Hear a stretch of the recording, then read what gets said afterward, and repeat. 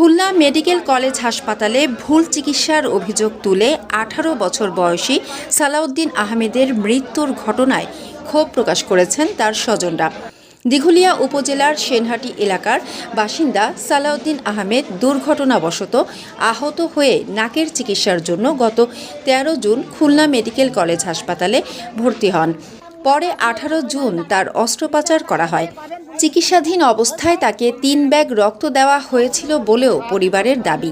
স্বজনদের অভিযোগ, অপারেশনের পর হঠাৎ সালাউদ্দিনকে আইসিইউতে নেওয়া হয় এবং পরবর্তী ২ দিন পরিবারের সদস্যদের তার সঙ্গে দেখা করতে দেওয়া হয়নি। এরপর শনিবার ২০ জুন বিকেল ৫টার দিকে আইসিইউতে তার মৃত্যু হয়।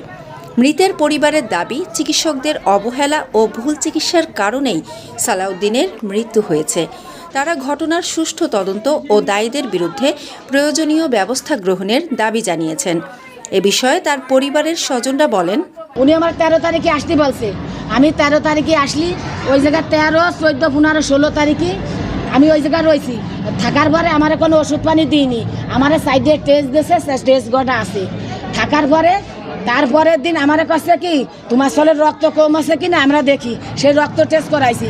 করাইয়ে আমার সুস্থ ছেলে, বাড়ির থেকে আমি সুস্থ ছেলে নিয়ে আইছি, এই জায়গায় ২৮ সুস্থ ছেলে নিয়ে গেছি। আমার ৯টা ১০-এ আমার ছেলে অপারেশন করতে নিয়ে গেছে।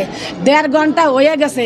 ওটির মধ্যে আমার সোয়াল রে অপারেশনের সময় গাড়ির রক কাটে ফেলাইছে পাড়া দিয়ে, আর ভুলভাল কইরে এরম দলা কইরে কাপড় দিয়ে ফেসাইছে, নিয়ে ওই জায়গা নিয়ে থইছে। থুইয়া না আমি কাছে কি নড়ে না, তো কয় নড়বে না। তারপরে বড় স্যাররে ফোন দিয়েছে। বড় স্যার ফোন দিলি আমি ৭,০০০ টাকার ওষুধ কিনছি, কিনে আইস রুমে বইরে থুইছে।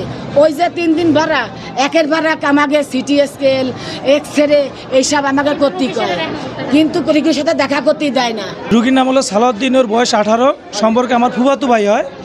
তো সেই ক্ষেত্রে ১৮ তারিখ অপারেশন হওয়ার পর নিউজ পেয়ে আমরা যখন জানতে পারি যে আইসিইউতে ভর্তি, তখন ইমিডিয়েটলি আমরা খুলনা মেডিকেলে চলে এসে আমি স্বয়ং নিজে আইসিইউর ভিতরে ঢুকে দেখি ওর কী অবস্থা। কিন্তু অবস্থা যে অবনতি খুবই যে খারাপের দিক, এটা কোনো ডাক্তাররা শেয়ার করতেছে না।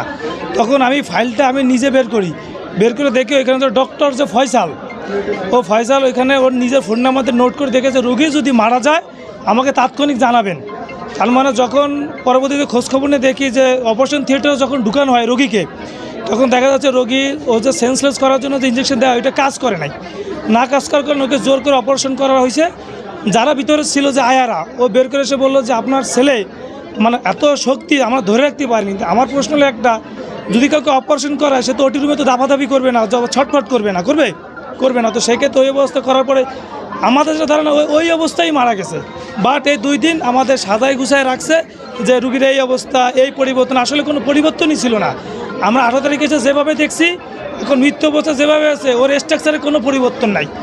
আমার ফুফাতো ভাই আপনার ওই গত পরশু দিনকারা এখানে আইছে নাকের জন্য অপারেশন করতে এসে এখন যেই পরিমাণভাবে রক্ত খাওয়ানো হয়েছে, রুগী ওখানে তখনই মরে গেছে। আমাকে কিছু বলেনি।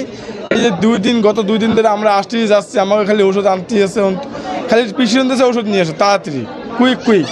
তারপরে ওই গেছি ভিতরে যাই দেখি খালি ওই ভিতরে একটা কী দিল, অক্সিজেন দেওয়ার পরে আপনার দেখা গেলো অক্সিজেন দিয়ে বাসায় রাখছে, ওই হার্টবিট ই করতেছে, আর একখানি দিল। দেওয়ার পরে দেখা গেলো ওই আমার খালি আশ্বাস দিচ্ছে যে বাইসে আছে, আপনারা খালি আল্লাহরে ডাকেন।